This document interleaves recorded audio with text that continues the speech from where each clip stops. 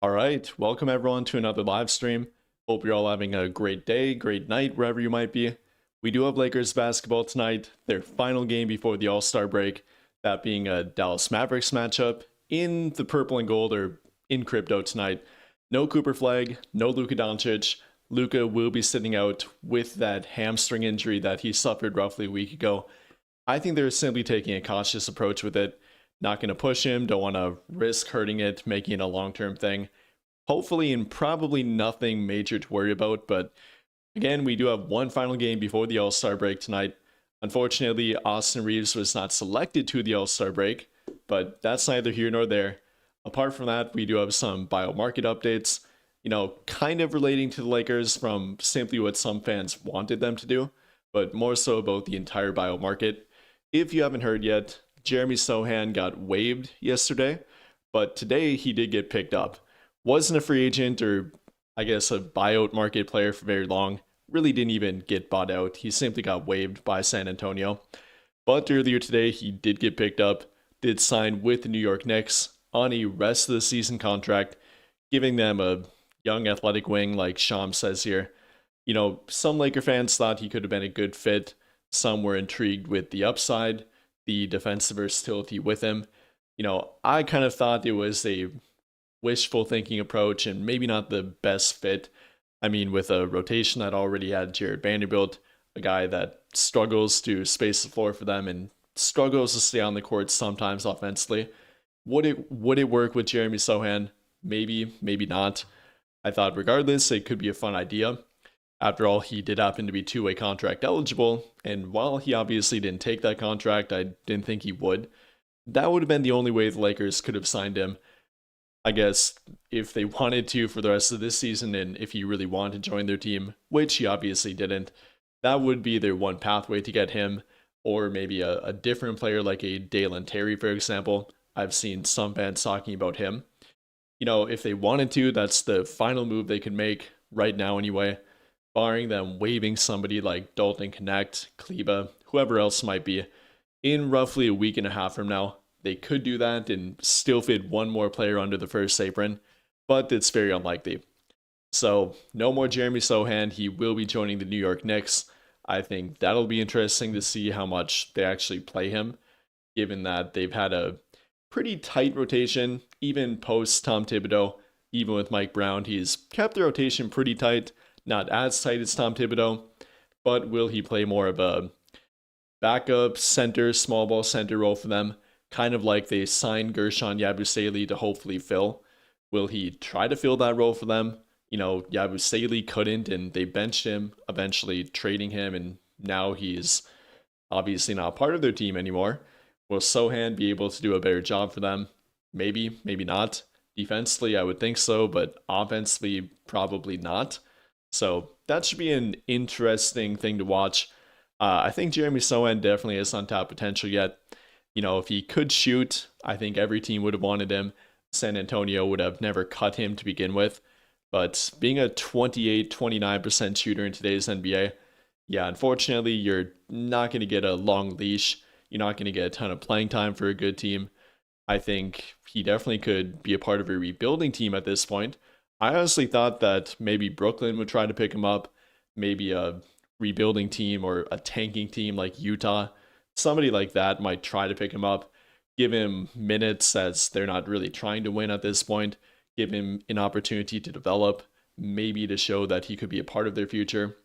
Yeah, that's kind of what I thought, but he instead opted to join a team that is trying to win, is definitely viewed as a contender. Knicks, whether they're a top tier contender or not, that's up for debate. But yeah, he landed in New York, and that would shock me a little bit, but he is off the table for a team like the Lakers, if you were hoping for that anyway. So that's kind of the buyout market update. If you were watching the Jeremy Sochan stuff, if you're hoping for him to join their team, or if you're hoping for him to not join their team, maybe you're happy about it, maybe you're not. Regardless, he is off the market. So that's kind of update number one. Another thing I want to talk about, and I guess I kind of did talk about in a video I posted earlier today, and I got a lot of interesting feedback with it, which I was expecting. That happens to be the Rob Pelinka outlook with their team. There have been some reports saying that He may be on the hot seat at this point. I think the most popular one going around, and the one I did reference in that video, was a report from Sean Devaney of Heavy.com saying exactly that he could be on the hot seat. If the Lakers don't make a run, then Mark Walter in the new front office might reevaluate his spot with their team going forward. I don't think there's really a real situation, barring an absolute collapse, that somehow could definitely be definitively pointed in Rob Pelinka's direction that they would fire him after this season. I think it's more of a longer term thing. I think Walter will at least give him one more year after this one. Maybe after next season he could be on the hot seat, but ultimately, if you're gonna do that, you have to weigh the good, the bad that he's done with their team, what he's maybe not been able to do with them, the moves that he has made or should have made, whatever else it might be. There's definitely a lot to talk about with that. I made 2 graphics that a lot of people had a lot to say. They've even been floating around on Reddit, I've seen, so people have their own opinions on the good that Rob Pelinka has done, the bad that Rob Pelinka has done. By no means is this a full list of every good and bad move he's made. That would take literal hours to go and dissect through, so I'm not saying that. But there's definitely 2 sides to it. If you want to talk about the good, obviously the championship team. Really can't say too much against Pelinka with that one. He definitely was a part of it. That was his full year as a general manager for their team, following the awkward situation between him and Magic. Obviously, that didn't pan out, but very next year after that one, he did help build that championship team, did pull the trigger for Anthony Davis, signed role players like Danny Green, Avery Bradley, Dwight Howard, so on and so forth. Even elevated Alex Caruso, my favorite role player on their team, and really in the past half decade now, to the 15-man roster from a 2-way contract. Early on, he looked to be a pretty good general manager. He saw eye to eye with LeBron in the core that they were trying to build. Yeah, back then it was working pretty good. Even after that, while I didn't agree fully with breaking up the championship team, I for one think anytime a team wins a championship, they have the right to run it back if you can keep them, and for the most part, they had the ability to keep everyone on the team. Apart from Rajon Rondo, who they couldn't afford to keep, he walked to Atlanta, if I remember correctly. Apart from Rondo, I think they pretty much could have kept everyone else. They had KCP, they didn't have to trade Danny Green. They traded Danny Green for Schroeder and a first-round draft pick that eventually did become Jaden McDaniels, so that one hurts a bit. Didn't have to trade him. They didn't have to move on from Avery Bradley. They didn't have to move on from Dwight Howard, even though that's a whole nother weird situation. Yeah, they didn't have to make the moves that they did, but they did. So that's a little bit of the drop-off, but ultimately even that 2020-2021 team, if Anthony Davis doesn't get hurt, if they stay healthy, even apart from that, they were the #1 rated defense, so not a terrible team that he built.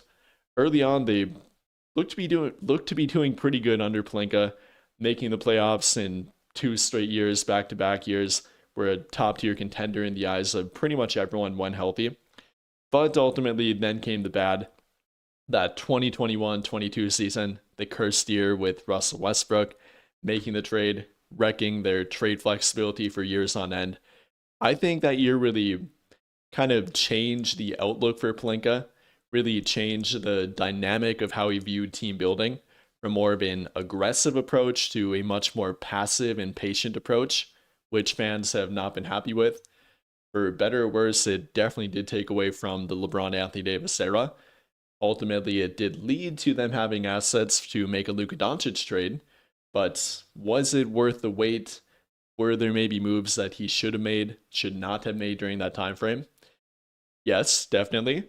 We may agree or disagree on every move that he made or should have not made, but there's definitely a lot of good to point to with Rob Pelinka. Whether you're pointing to the championship, that's something that a bunch of teams don't even have. The win rate, that's nothing to complain about. Making the playoffs in all but 1 year as a general manager. But at the same time, there's plenty of bad to point to here as well.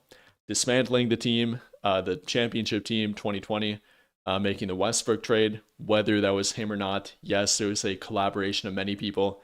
Not saying that any of this is entirely all of Rob Pelinka. Not saying that he has no part of it. It's simply what he was a part of. He was the general manager. He held the title for each one of these moves that happened.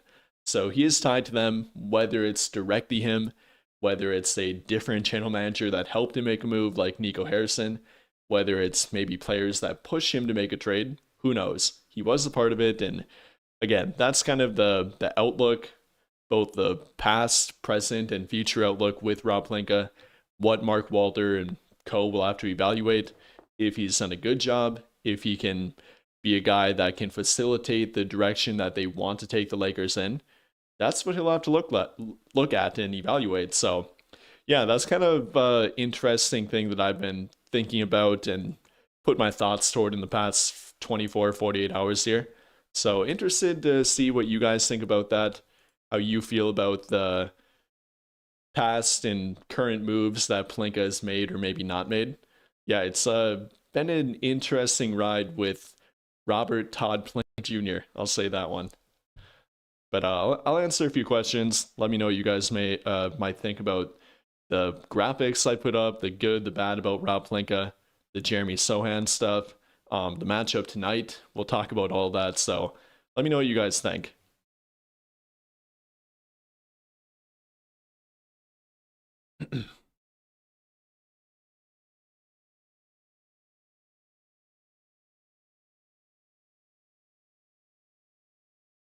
All right, I'll go back up to a lot earlier comments here. You would have liked to see what he looked like on the Lakers. I'm assuming Jeremy Sochan. Yeah, I think it could have been a fun fit defensively. I don't know how it would have worked or maybe could have worked offensively. I think they definitely would have had to take a unique approach to their offensive schemes with him on the court. Would he have played a small ball center role for their team? Would he and Jared Vanderbilt kind of rotate? Would it honestly maybe have taken away minutes from Ayton possibly? Who knows? Yeah, it could have been fun, maybe if used correctly, but I never really thought that he would pick their team. And ultimately for Jeremy Sochan, it probably is best that he didn't pick their team too, in my opinion.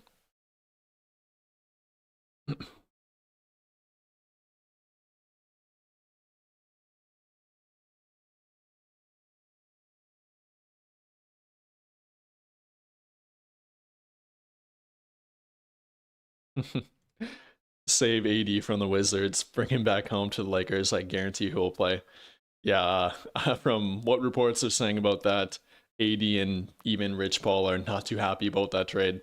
I think it could be a good fit with him and Trae Young. I think he honestly might like it more than he may initially think. I think Washington is definitely trying to make some moves and put talent around them. I think regardless of if they're a contender or not, or how good they may or may not be, it should be a fun offensive pairing with him and Trae Young. It should be a fun defensive pairing with him and Alex Sarr. That should be a fun front court. But yeah, I'm not sure they're quite ready to compete, and I do feel a little bit bad for AD kind of being tossed around here in the past couple of years.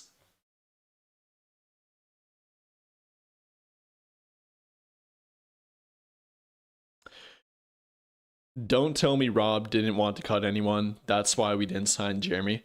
Right now, no, it wouldn't have mattered if he cut anyone or not. They don't have enough first apron space to fit another player on their 15-man roster.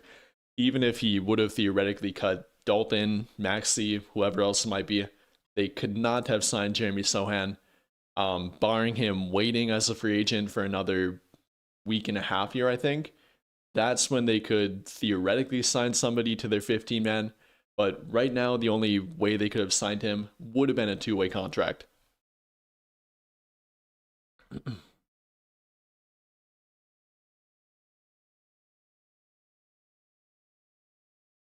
Yeah, I do like Chris Mannion. If you've kept up with the G League at all and the numbers that he has put up, he definitely is a defensive menace down there. Um, One of I think only three guards in the entire G League to be averaging at least one steal per game and one block per game. So that tells you about the impact that he makes on the court. Very defensive minded, is a menace, kind of like Caruso. Maybe not as offensively adept as even Caruso. Isn't much of a 3-point shooter, and for a guard that can be very difficult. But yeah, I like Chris Mannion. I wish he would have gotten more playing time the other night in a pretty meaningless matchup, given that the available Lakers team against San Antonio really had no shot. I won't go too far into it, but I don't know why JJ held out both Mannion and Adouthiro until the fourth quarter. I think that was a little bit of missed opportunity for them, but regardless, yeah, he is an intriguing defensive talent.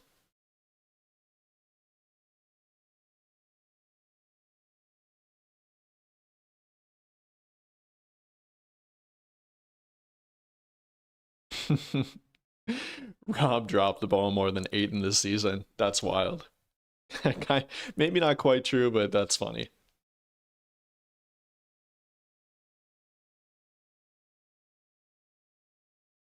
Yeah, that is actually kind of wild to think about. Jeremy Sohan is 2 years younger than Dalton Connect. Sohan is currently in year number 4, meanwhile Connect is in year number 2, and they have a 2 year age gap. That is actually pretty wild. I don't think D'Lo is refusing to play for them. I think the reports that kind of went viral with that one are a little bit miscued. Not that he wouldn't play for them. I think it's that they don't want him to report to their team. Yes, he maybe doesn't want to play there, but I think at this point he really doesn't. He's not in a good spot to pass up any team. D'Lo got benched by the Mavericks, and they traded him. Probably required that trade with D'Lo to get off his contract because he does have a player option for next year. So I don't think he doesn't want to play there per se. I think Washington doesn't really want him, but maybe I read that one wrong.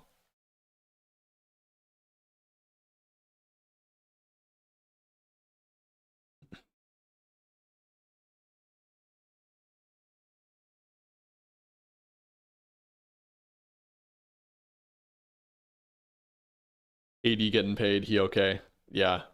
At the end of the day, at least, yeah, he's making a lot of money. I think over 50 million next season. I'm not sure if they'll give him the new contract that he wants. Maybe that's a lot of the anger that reports have said that he's not happy about. But yeah, regardless, he's definitely getting paid. Hopefully AD will be healthy enough to play next season. He's been ruled out for the entirety of this season, so we'll have to wait and see, but he definitely is getting paid.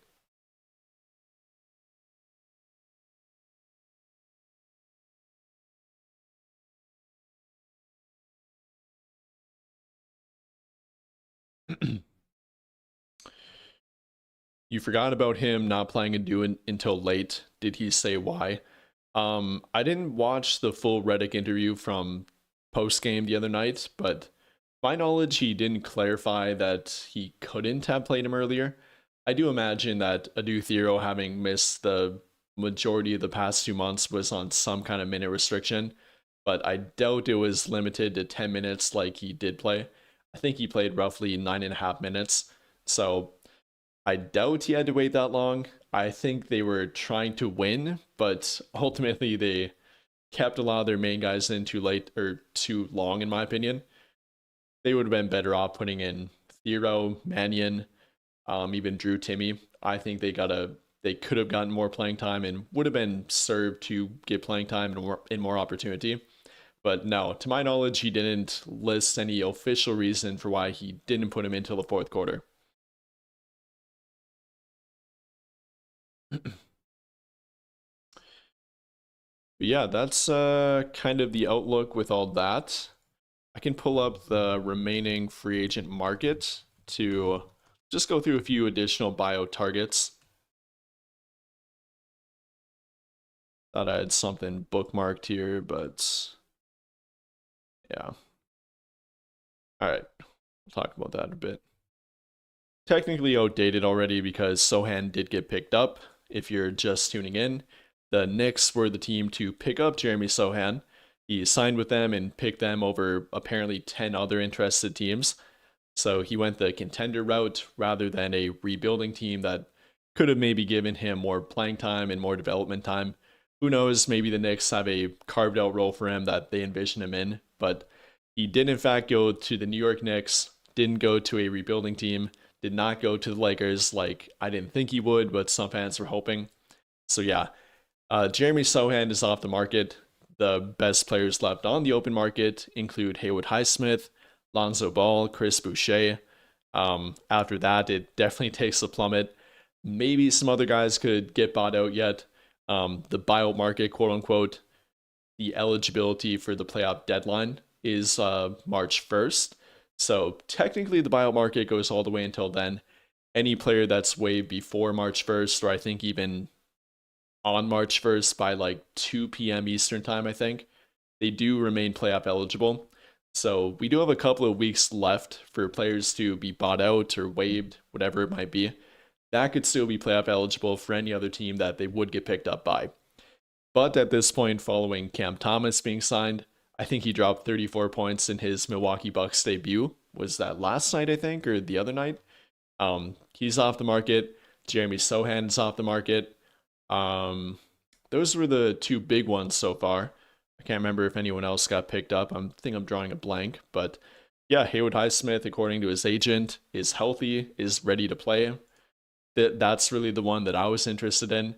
I think that could have been a great fit for the Lakers. I think he very likely could have helped them more than what Kobe Buffkin will help them with right now. Maybe Buffkin will be a piece of their team next year and will have more long-term upside, hopefully. But for this team, I really would have liked to see a Haywood Highsmith type, a 3-and-D wing that has actually proven background on a good team to point to. So I'm interested to see whatever team gets Haywood Highsmith, what version of him they get. Is he healthy? Will he be a shell of his former self following the torn meniscus? I doubt it, but I guess you never know. After that, you have a bunch of older guys like Eric Gordon, Mason Plumlee, Dario Saric, Yang. Yeah, not too much left. Maybe a guy like Matisse Thybulle could get bought out yet. Portland does have to eventually waive one player if they want to elevate Caleb Love from his two-way contract. I don't know how many games he has left, but it's definitely not very many more. So if they want to retain him and not just on a two-way contract, want him to be playoff eligible as they are currently in the playoff tournament picture or play-in tournament picture, then they could elevate Caleb Love, buying out or waiving Matisse Thybulle, Rob Williams III. Those are probably the two most likely candidates, but yeah, the buyout market is slowly but surely getting guys picked up off of it. Jeremy Sochan was a very hot target. Like Sham said again, 10 different teams that apparently wanted him.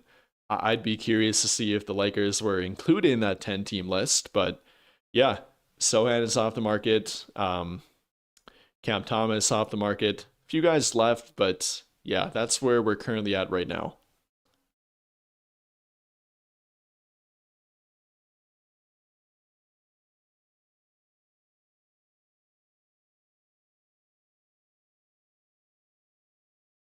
Yeah, that's kind of my main con that I pointed to in my video that I made about him anytime I talked about Sochan.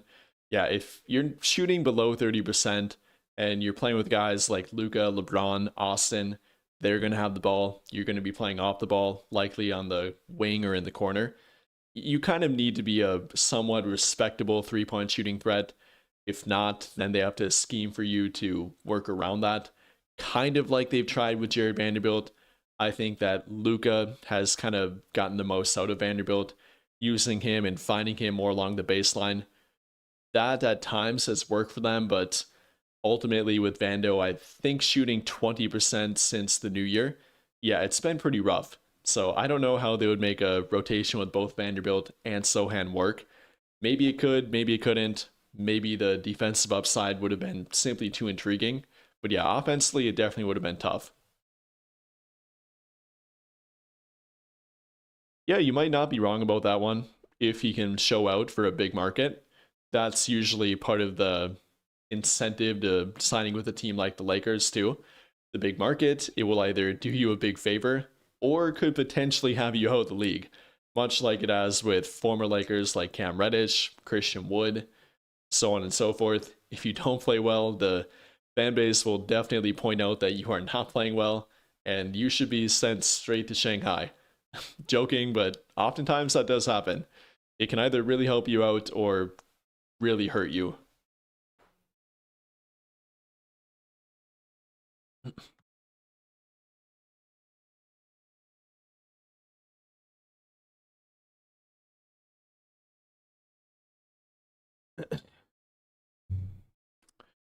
You think you would have preferred Cam Thomas over Luke Kennard. Cam Thomas would have had us beat OKC, I bet. I don't know if I would say that for OKC. I think there are things you can point to with why you could go with Cam Thomas compared to Luke Kennard, more of a creator for himself compared to Kennard, who is more of an off-ball threat. Yes, he can handle, he can play make for others, but he's not really that downhill attacking guy, or that's not even the right way to put Cam Thomas, but the more aggressive shot creator. Cam Thomas is, in his own words, a walking bucket. He can get hot. He's a microwave scoring option. He can do it himself. Luke Kennard definitely needs some help to kind of catch fire. He needs to play off the ball. He needs screens to get open. He isn't a guy that will shake his defender and then pull up a step back and knock down a couple threes. Yeah, it ultimately depends on what you want, what you view as what the Lakers needed. I kind of lean more toward the Luke Kennard archetype rather than the Cam Thomas archetype. I think for Cam Thomas and what he likes to do, what it would take for him to get comfortable, there wouldn't have been as much opportunity compared to what he is getting and will get with Milwaukee, a team that doesn't have nearly as many primary ball handlers, especially with all three of Luka, LeBron, and Austin healthy eventually. They haven't been much. I think they played, 9 or 10 games together so far. But even with two of Luka and LeBron, Luka and Austin, or any two of that three, even then it's a pretty hard fit to get Cam Thomas in there too. If you're trying to play Cam Thomas for 20 plus minutes per game, at that point he's playing off the ball a lot. And if you're going to take the best off ball option, I would then take Kennard over Cam Thomas purely for that fit. So, yeah, it ultimately depends on the team. Obviously, if you're picking the more talented player, yes, Cam Thomas every time. But for what the Lakers need and what their offense did not have, I think I would lean more slightly toward Luke Kennard.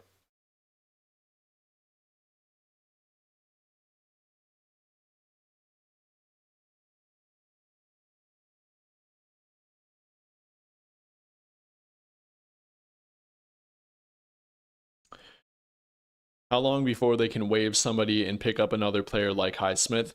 I think the official date is February 28th. I thought I had it bookmarked. Let me try to find it. It's roughly 2 weeks from now. It's somewhere in that February 23rd to 28th date. Um,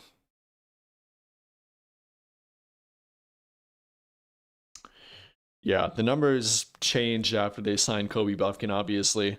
I seen one report, or not even a report, but some tweet from, I think, Eric Pincus, who is the salary cap guy.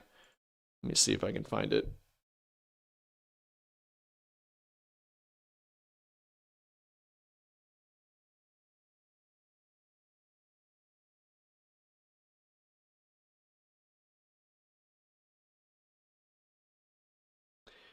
Yeah, okay, I found it. According to him, anyway, it would be February 26th when they could sign somebody after theoretically waiving somebody. After the Kobe Buffkin signing, it should be 844.6K for the money that Buffkin got, and that put them 632K below the first apron. After that, they have to wait for minimum contracts to prorate a bit more. And February 26th is when the minimum contract proration does go below 620K. So February 26th would be the answer to that question.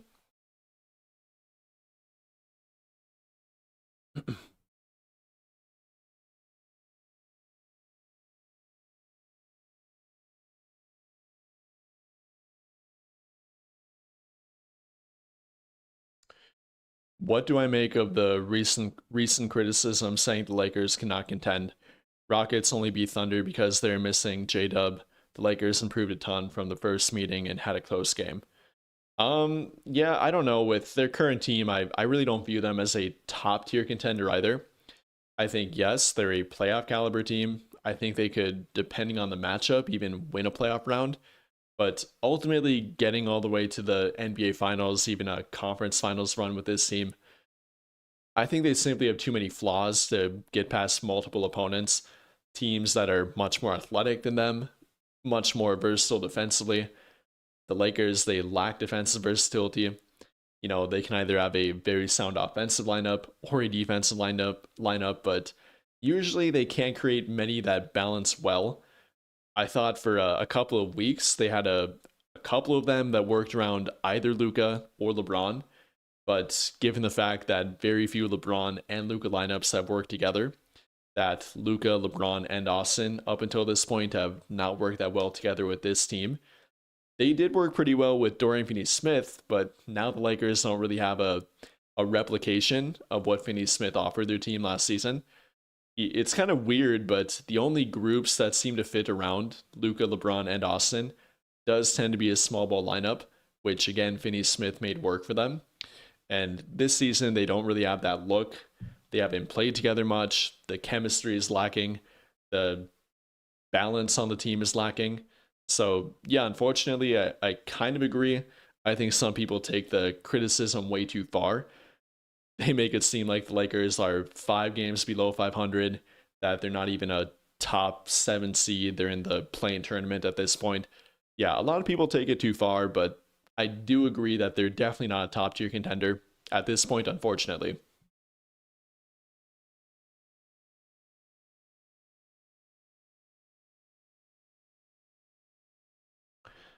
I mean, I think they would benefit from a big man replacement, but I think if you watch their team, a big is not really exactly what they're missing the most. I think it's pretty obvious that they're lacking two-way talent, guys that contribute on both ends of the court, specifically at that 2, 3, sometimes power forward spot, guys that can fit with LeBron, Luka, and Austin, can make lineups like that work with at least two of them on the court. They don't have much of that. Like we often point out with Jake LaRavia, can be pretty good on defense, but has been missing a lot of shots, especially when they need to go in during the fourth quarter. Rui, great offensively, one of their few consistent, reliable 3-point shooters, but he's not good defensively. Vanderbilt, great defensively, but pretty terrible offensively. There's a reason why we point that out, because none of them are two-way players, at least not consistently. That's what the Lakers don't have pretty much anything of. Kind of with Marcus Smart, occasionally with Jake LaRavia. But yeah, ultimately, if I would have the choice between a great 3-and-D wing and a great center for this team, I'd go the 3-and-D wing route every time. Yes, I don't love DeAndre Ayton as their current option at center. I don't love Jackson Hayes as a replacement for him. I think Hayes is a great backup, but yeah, their center rotation is not perfect. But even then, it's still better than their 3-and-D wing depth, which they really don't have much of.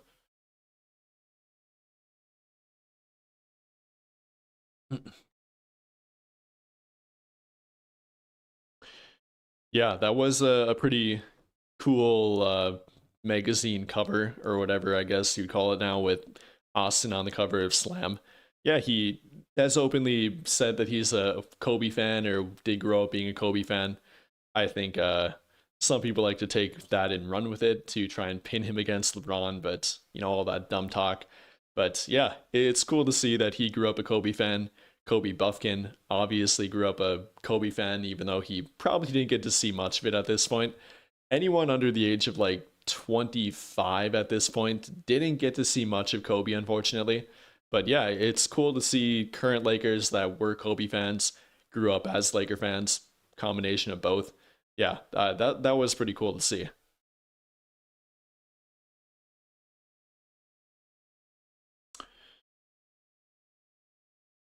Do we know anything about Adu's 3-point shot? I mean, at this point, it's not very refined. He was a sub 30% shooter in college. I think the form is okay. Like, there's not any clanky, clunky movements or some like weird hitch, kind of like Giannis has. It's not that bad, but he doesn't take many. The confidence is not there yet. It's a little bit slow, I'll say that. It's not a great rhythm shot that he can definitely get going for himself. He's more of a set catch and shoot guy at this point that isn't very confident. So that's kind of what we know with it. I mean, he hasn't taken many. We haven't had much to evaluate at the NBA level or the G League level. So Yeah, kind of a missing piece for him at this point.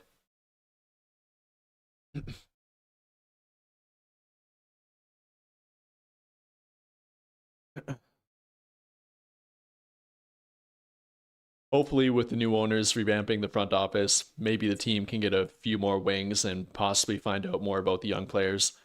Yeah, I think they're definitely going to revamp a lot. They've already talked about spending money and adding more to their front office in general, different departments that they probably didn't have or didn't fully have with the Genie Bus and co ownership. Yeah, they're definitely going to add in that way.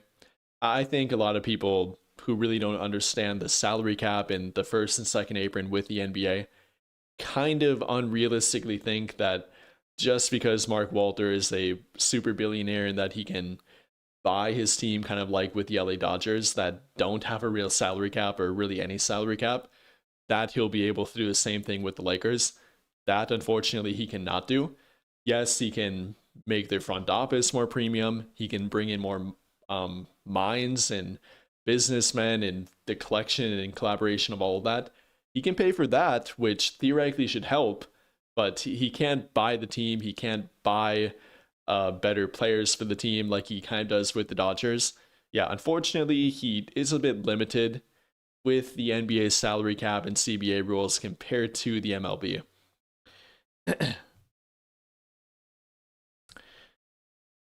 You would have preferred the KCP route, give him a try and get a second for Kleba and Gabe, but it is what it is. Yeah, I think with the trade market, unfortunately, the expiring contracts were just not valued like they were in previous years. There wasn't a team that was really desperate to offload a bunch of money. So this year you had to attach a second round draft pick to simply offload an expiring contract, like either one of Vincent or Kleba, like we directly seen with Vincent. Yes, it got them back Luke Kennard, which was a pretty decent trade package in my opinion. But given that the Lakers had only one tradable second round draft pick, it did become difficult for them to make more than one trade. I would have liked them to, and I've talked about this, I'm not going to harp on it too much, it's already done with. One trade that a team made to simply duck the luxury tax was the Toronto Raptors with Ochai Agbaji. They dumped him, gave up a second round draft pick to dump him. I think that was a massive missed opportunity for the Lakers, a team that was hesitant to make trades because they didn't have many second round draft picks to offload players like Kleba and Vincent. That trade could have gave them a kind of 3D wing like Ochai Agbaji, at least has shown the ability to do it. Would have given them a second round draft pick to then trade another one of either Kleba or Vincent. Yeah, I think they missed out on that one. I don't think they truly went all in on the trade market. I don't think they should have gone all in per se, but I don't think they were as smart about it as they maybe could have been. All right, we do have a super chat here from the notorious CRG. I appreciate it. Why doesn't Laker fandom fully embrace LeBron? That's a loaded question that I don't think I truly want to get fully into.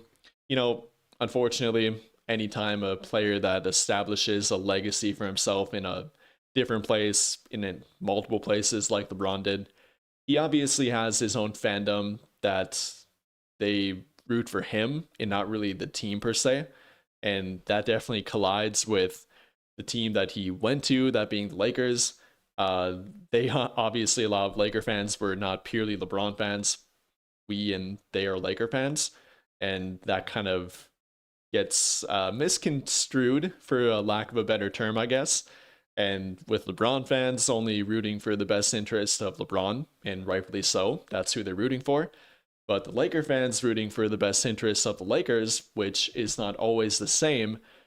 I think you can see where that might lead to arguments, a lot of dramatic situations that don't need to be that dramatic. But yeah, unfortunately, I think that's a lot of it. Apart from that, I think a lot of fans, Laker fans before LeBron came here, rooted against LeBron. Whether it be simply he wasn't on their team and therefore you root against him. I mean, that's what I do. Not against LeBron, but anyone not on the Lakers, I do tend to root against them. Not in a, dramatic or make it personal way, but if you're not on my favorite team, I'm not going to root for you, or at least not that much, unless I just really liked you watching you back in college or whatever it might be. yeah, there's definitely a lot to it that I don't care about, but some fans tend to make it very personal, whether it be past stuff before LeBron came here, clutch, a bunch of different things. Now with Luka being here, who, like LeBron, had its own fan base before he came here. Yeah, there's a lot that goes into it that there's not one thing you can point to. Just a bunch of different fan bases that have different motivations for rooting for one player, one team, or one direction that they want compared to the wider fan base. That's just my opinion. There's a bunch of different ways to look at it, though. Appreciate the super chat, though.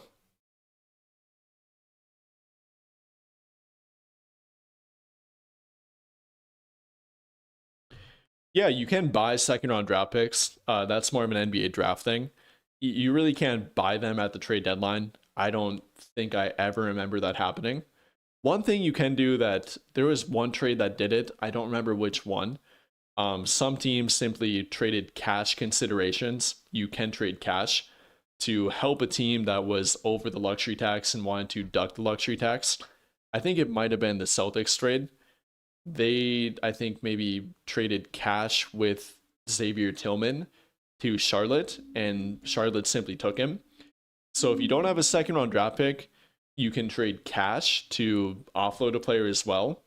Maybe the Lakers could have done that with Kleba. Maybe they rightfully didn't because Kleba's been fairly decent lately. But yeah, that's another option too. You really can't buy a second round draft pick at the deadline. You can during the draft. The Lakers did it with Adu Thero. They did it with Taylor Horton Tucker. Many other second round draft picks in the past decade now. Jordan Clarkson. Yeah, you can do that at the draft, but I don't think you really can realistically at the trade deadline.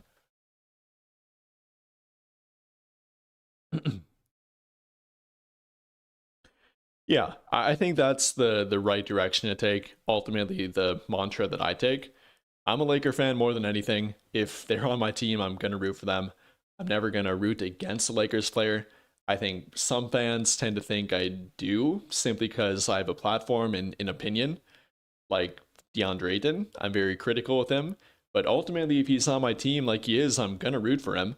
I'm gonna remain dumbly optimistic that somehow he'll be able to turn it around, even though I might not fully believe it. But yeah, in general, I'm a Laker fan. If you're playing for my team, regardless of if I liked you or I didn't like you before you played for my team, if you're on the Lakers, I'm going to root for you to do well. Simple as that. I think that's what all fans should do and the approach they should take, but ultimately not all of them do, and that's completely fine. That's up to them. I'm not going to tell you how to root for your favorite team.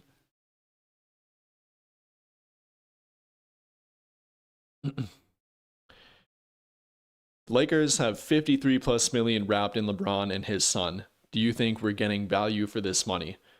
I mean, if you go by advanced stats, technically he's not playing up to his 53 million, but I think you're getting value for it.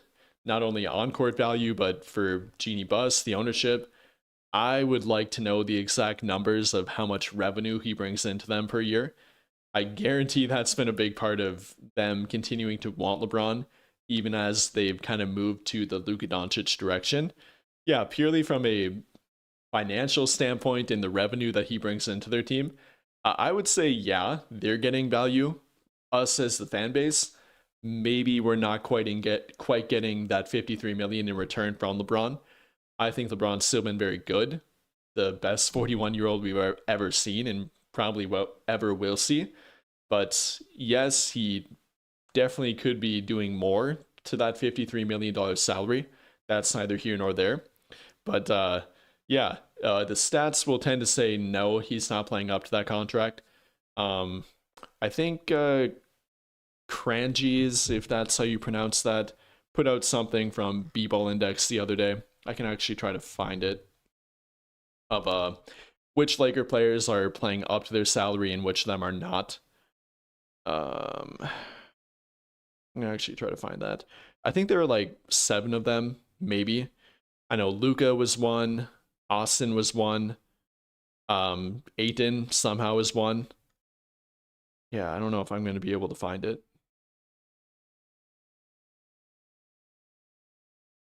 But yeah, in general, the stats will say for not only LeBron but a bunch of Laker players, they're not playing up to their current salary. I would really like to find that. That would be an interesting thing to talk about. Um, if I don't find it in the next 20 seconds, I'm going to move on. 12.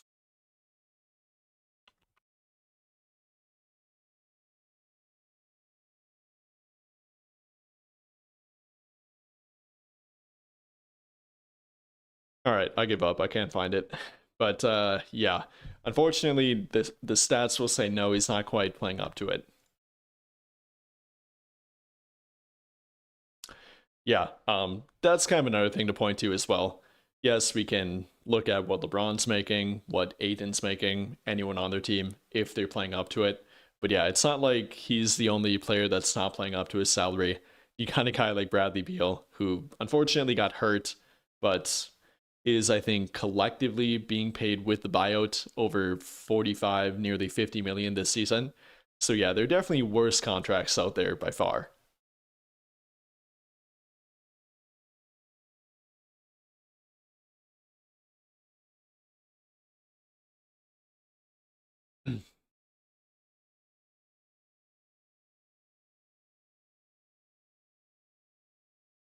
The dream scenario would be to resign LeBron on a cheap $15-25 million deal, sign Peyton Watson, trade for Nick Claxton, trade for another wing like Champagnie, and resign Smart and Hayes. I think the ultimate dream would be LeBron coming back for a minimum. I think at that point you can't argue against it. I think the Lakers would definitely do it. I just don't see LeBron doing it. I could see him taking a minimum for the Cavaliers or a team that he's not currently playing with. I think at some point it kind of becomes a pride thing for him that he would go from a $50 million salary to then taking a minimum. I just don't think he'd want to do it for their team. I think it kind of would be a respect thing in a way. I don't know, whatever way you want to frame it, that he shouldn't have to take that from them or whatever way you want to argue it. I just don't see him taking a minimum. Yeah, I think he probably would take a $15-25 million deal with them. I don't think he truly wants to leave LA. I don't think he wants to move again, even for another year. Whether or not he only plays one more year, he definitely looks like he could play a couple more. But yeah, I think he would like to do it with their team. I think that he feels a little bit, I don't know the word for it, spurred by them moving in a different direction, even though it's the best thing for their team, moving around Luka and building around him. Yeah, I don't know. Maybe he'll do it. Maybe he wouldn't. I wouldn't be opposed to it, especially at a massive discount. But I guess we'll have to see with that one. Apart from that, I'm not going to get too much into the dream scenario. Yes, I do like Peyton Watson. I like Nick Claxton. I like the idea of trading for another wing. But yeah, not going to go fully too deep into that one.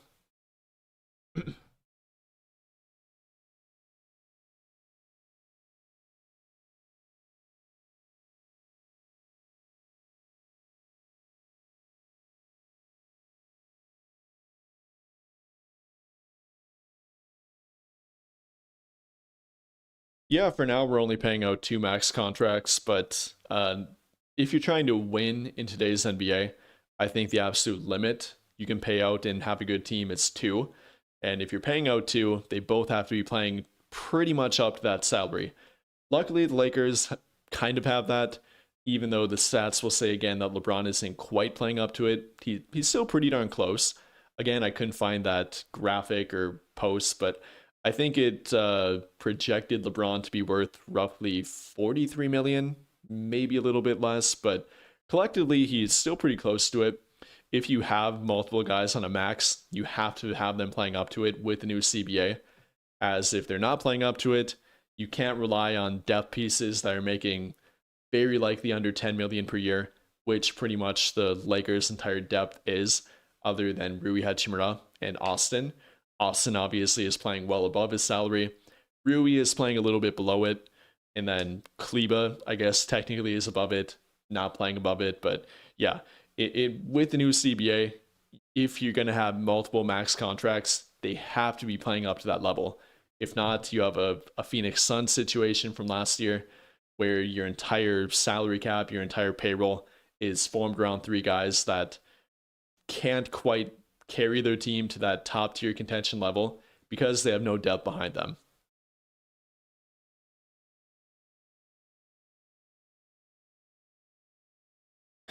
How low of a contract do I think Ayton would be prepared to take?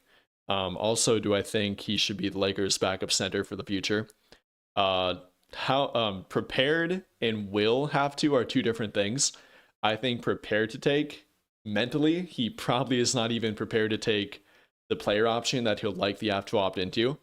I think ultimately he'll be forced to. He's not going to get a bigger payday, in my opinion, barring him getting back to where he was earlier this season, which I'd like to believe will happen, but I don't really think it will. Yeah, I don't think any team will view him as a starting center.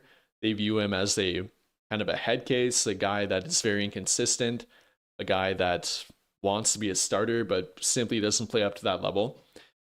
Again, prepared to take. I don't think he'll be prepared to take what he'll probably get, maybe at most a biannual or a tax pyramid level, somewhere in that 4 to 6 million per year kind of range. Again, he does have the player option. I think he'll ultimately have to take that and will opt into it. But yeah, it's not looking too good for DeAndre Ayton. I personally don't want him as my backup or starter of the future, simply with the inconsistency, simply with him not caring about defense all the time, him ultimately always coming back to getting touches and being unhappy if he doesn't get them. Yeah, I don't want that with my team long term. Again, I'm rooting for him. I will root for him as long as he is on the team. But no, long term, I think there are many, many better options than DeAndre Ayton.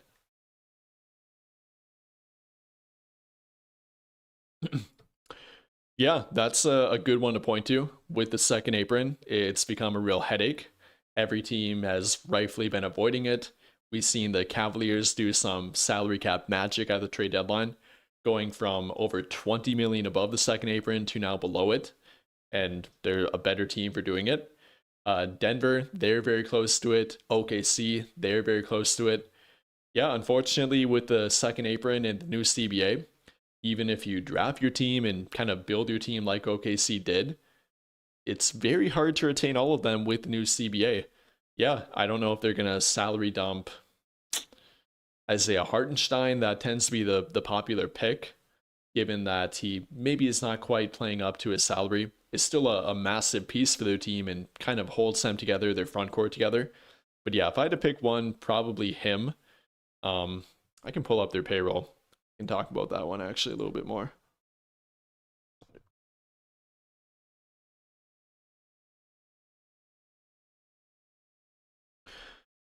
Yeah, by far the biggest candidate is Hartenstein. They can simply opt out of that team option.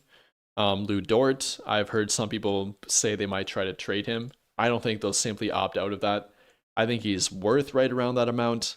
I always feel like he's older than he is, but still only 26.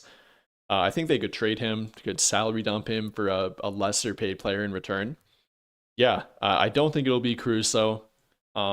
Heck, if they traded him, I definitely would want him back, but I don't see that one happening. He's kind of the glue guy for their team.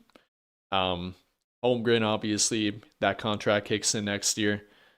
J Dub, he kicked in already, I think, or will be kicking in. Where? Oh no, he'll kick in next year too. So both J Dub and Chet collectively will make 82 million together next season. Combine that with Shea, and you got 120 million between three players. Yeah, they won it with collectively those three making a little over 50 million. So yeah, that's a big difference. Unfortunately for them, they will have to salary dump somebody, likely Isaiah Hartenstein, simply opting out to avoid that second apron.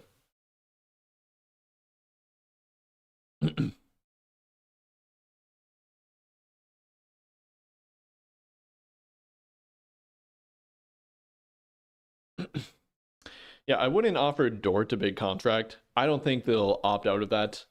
There was some speculation, not really real reporting, that a good trade for the Lakers to make would be Rui Hachimura for Lou Dort. I don't know if OKC would do that during the offseason. It would benefit them more at the trade deadline. And given that Rui's not under contract, they technically couldn't do that. But yeah, maybe he could be a target for their team. I think that could fit around Luka Doncic, giving them a good point of attack, physical wing defender like Dort. Maybe it could work. Maybe he could be an option. I think he could be on the trade block for the right price. Between him and Hartenstein, they do have to do some second apron CBA flexibility. So yeah, it could happen.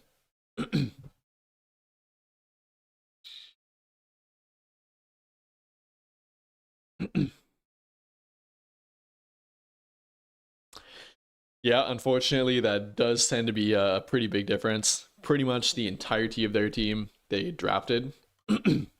Everyone from J Dub, Chet.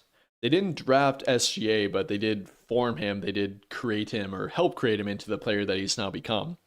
Um, all the way down to their role players, like I said, Joe, Aaron Wiggins, AJ Mitchell, even here too. Yeah, they do build their team a lot better than the Lakers do, a lot better than nearly every other team does too. Yeah, they have a pretty good eye for drafting and development. At this point, they can't even develop their guys because they're so good. But yeah, that's a pretty big difference.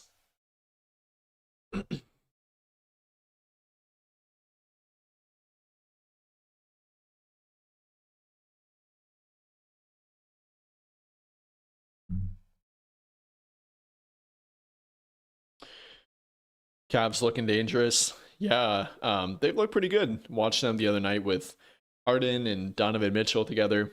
I'm a little bit worried about their wing depth. They pretty much have Jalen Tyson, and that's it. He's been playing pretty well for their team, but come playoff time, can he be the primary defender for their team against the tough wing and guard matchups? Will Harden and Donovan Mitchell work as a backcourt long term or relatively long term? Yeah, there are definitely playoff questions.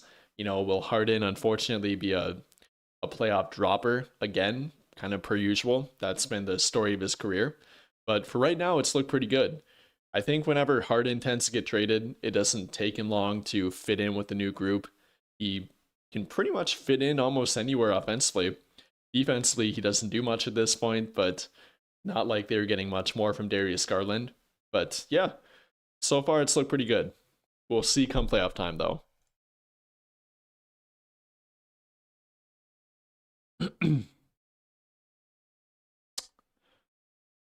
All right, we'll do a couple more questions. Appreciate all you guys tuning in. If you did miss the beginning of the stream, I did talk about Jeremy Sochan, him getting picked up by the New York Knicks. Let me just find the Shams tweet again.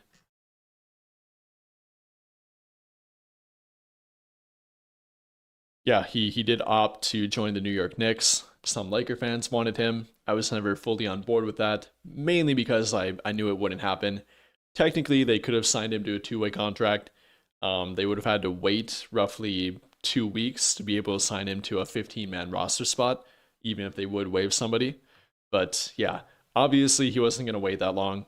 He didn't want to take a two-way contract. He wanted a real 15-man roster spot, rightfully so. And he opted to join the New York Knicks, a team that's trying to win. I don't know if he'll get as much playing time with them compared to a different New York team like Brooklyn, but yeah, that should be an interesting piece for their team. Might fill a Gershon Yabusele role that they tried out with Yabusele before trading him. A small ball center role for their team. Who knows? But yeah, he is off the market. And then I talked about the good and the bad with old Rob Pelinka. I made an entire video about that if you didn't watch it. Just talking about since Pelinka has been their general manager dating back to 2019, the good, the bad that he's done, how Mark Walter, the entire front office, the new front office will evaluate that, how much time they'll give Rob Pelinka. Is he on the hot seat? Is he not on the hot seat? Some reports tend to think that he might be. I personally don't think quite yet. I think regardless, he'll get one more year after this one. He does appear to be, I don't want to say in the good graces, but on the right track and on the same page with Mark Walter, at least according to Pelinka, from what he said in the interview that he gave earlier this week, I think. Yeah, I think it's going okay for now. I think there's plenty of bad that you can point to with Pelinka. I think there's plenty of good that you can point to with him. And ultimately, there are two sides to that argument, but Mark Walter will have the final say. And I don't think he'll make it anytime soon, but give it 1 to 2 more years and it might happen.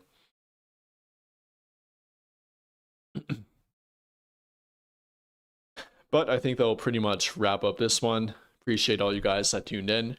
Hopefully the Lakers win tonight. They do have a game, their final game before the All-Star break, taking on the Mavericks in crypto. No Luka Doncic tonight. Hopefully both LeBron and Austin play. They're projected to play. No Cooper Flag for Dallas. So this should be a good game to get back on the right track, back in the win column before the All-Star break.